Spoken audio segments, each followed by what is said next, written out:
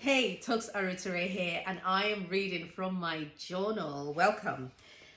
16th of August. I've opened randomly, by the way. But if it was something I really couldn't share, I wouldn't read it. This is uncomfortable, just so you know. 16th of August. I think this was 2022, actually, so this year. There is no lack, but there are behaviors that create lack. Waking up with thoughts that point to needs sets you up for a day of deficiencies. List of things to do suggests that there are things you haven't done. Items you require means items you are lacking. Situations that need rectifying translates to areas you are not enough. It screams of your unfinished dreams and the ground you need to cover. This shortage mindset determines what fears you'll attempt throughout the day. I remember when I wrote this, I woke up that morning. I don't remember what day of the week, whatever day that was, but I woke up with a feeling of a sense of foreboding. And I realized that, because when you wake up, I don't remember what cycle of sleep that's it. When you're out, it's not REM, I don't think. I think it's when you're sort of out of REM, you're sort of half awake, half asleep. I don't know about you, but I tend to hear from God in those moments, and that's when things become so crystal clear. And it was that moment I realized that for a long time, and I'm talking maybe weeks, maybe a couple of months, I had been waking up with the mindset of what fires am I going to put out today?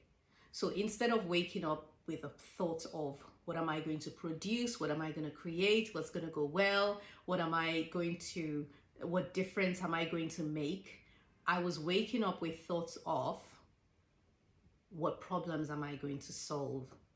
And it wasn't from a mindset of victory or a mindset of authority and dominion, like, hey, let's solve this problem. No, it was more like, what more do I have to do today? What problem is coming to beat me today?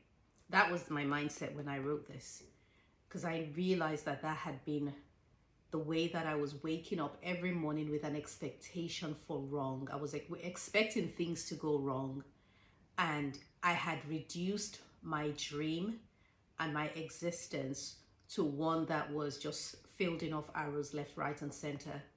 Whereas we're created to be creators, to produce, to make a difference.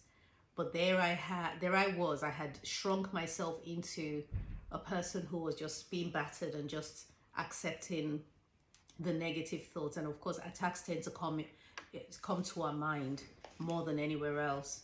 So I'm waking up with these thoughts of, I expect that it's not going to be a good day. I expect that there's going to be problems.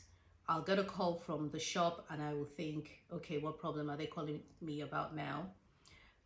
And that's just such an unhealthy and toxic way to live.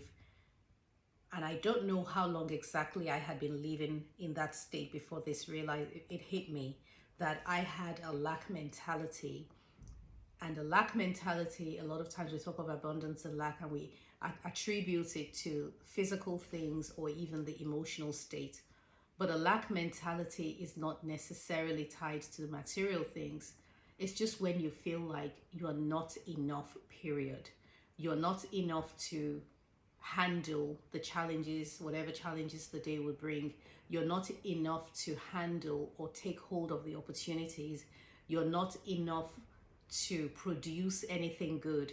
And while these thoughts are not so obvious, they tend to be quite subtle, it's there nonetheless, and it spills into and affects every other area of life. And so that was my thinking when I wrote this, and I stopped and started to write.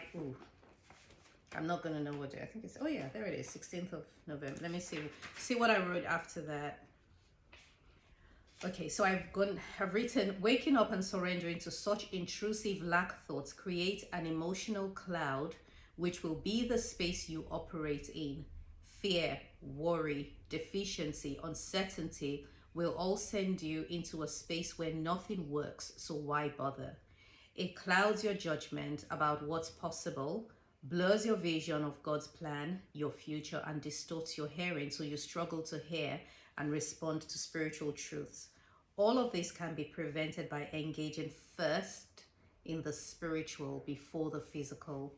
And I've written a few action points. Don't react to messages and emails.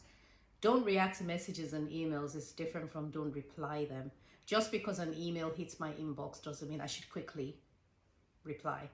I can have a section in my day where I deal with emails and I thoughtfully reply each one instead of jumping in and speak, especially when people email and they say urgent, act now, or this is really urgent talks, I must speak to you at 2 o'clock today or whatever. Those ones are demanding that you react to it and they're controlling you. And so I've written here, don't react to messages and emails.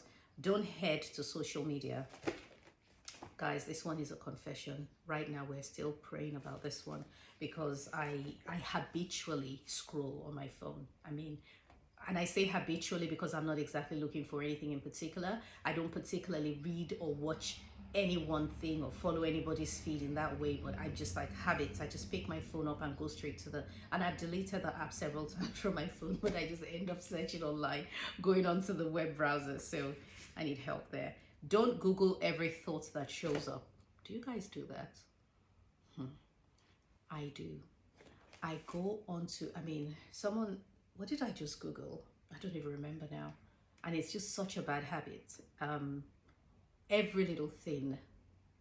My go-to website is Psychology Today because I like to understand why things happen or why we do things. I like to understand our behaviors and the driving force behind our behavior. So I'm always on Psychology Today. Wikipedia is another. I fall in love with a song. Like I have been killing 2 songs. I'm on a holiday, on a trip. 2 songs have been the background music. One is The Simple Things by George Duke, which George Duke is a jazz artist if you don't know him, and that song. Anyway, and the second one is another one by the Isley Brothers. Let me know, let me know, let me know. And it was also sung by Aaliyah and recently covered by this other guy, I forget his name, on Instagram, and it's been playing in my head. So sometimes I would go and Google about the song or the singer, and then I'll call Jason. I'm like, oh my gosh, you're not going to believe this guy who wrote the song. He died in a car accident at the age of, and then I go into their whole biography. Then I find out that his daughter is living, and oh my gosh, she lives in Hampstead, and now she sings, and wow, she started a charity. She doesn't want to have anything to do with her father. Like, I just go down the rabbit hole. I know I'm not the only one, so please talk to me in the comment box. Let me know how you wake up and what sort of thoughts, how you start your day. Are you intentional about the thoughts that you start with? Are you impulsive and Googling everything like yours truly? Do you go on social media first thing in the morning, or are you able to control yourself? Can't wait to chat.